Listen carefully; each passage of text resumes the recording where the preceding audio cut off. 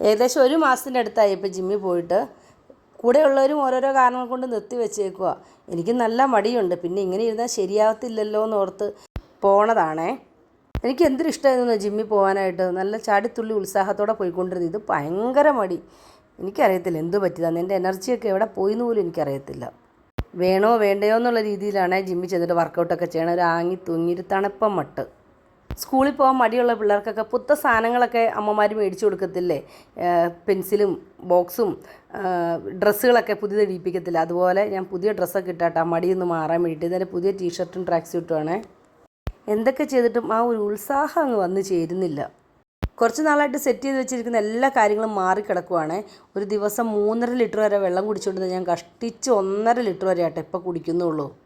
എല്ലാം ട്രാക്കിലായി വരാൻ കുറച്ച് സമയമെടുക്കും. അതുവരെ ഇങ്ങനെ പോയേ പറ്റൂ. എന്നെ തന്നെ ഞാൻ മോട്ടിവേറ്റ് ചെയ്തുകൊണ്ടിരിക്കുന്നതാണ്. ജിമ്മിൽ ചെന്ന് ആദ്യം നോക്കിയത് ഷൂസിൻ്റെ ഉള്ളിൽ വല്ല ഇട്ടുകാലിയോ പഴുതാരിയോ ഉണ്ടോയെന്നാണ് നോക്കിയത്. കുറച്ച് ദിവസമായല്ലോ അത് അവിടെ തന്നെ ഇങ്ങനെ ഇരിക്കാൻ തുടങ്ങിയിട്ട്. ഇപ്പോൾ 10 മണി ബാച്ചിന് ആൾക്കാർ കുറവാണ്. മുസ്ലിംസ് എല്ലാം നോമ്പ് കാരണം നിർത്തി വെച്ചേക്കുവാണേ.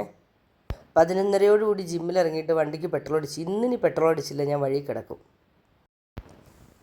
പിന്നെ വീട്ടിൽ വന്ന് തലയെല്ലാം എണ്ണ തേച്ച് കുറച്ച് നേരം മസാജൊക്കെ ചെയ്തിട്ട് നല്ലൊരു കുളി പാസ്സാക്കി കേട്ടോ.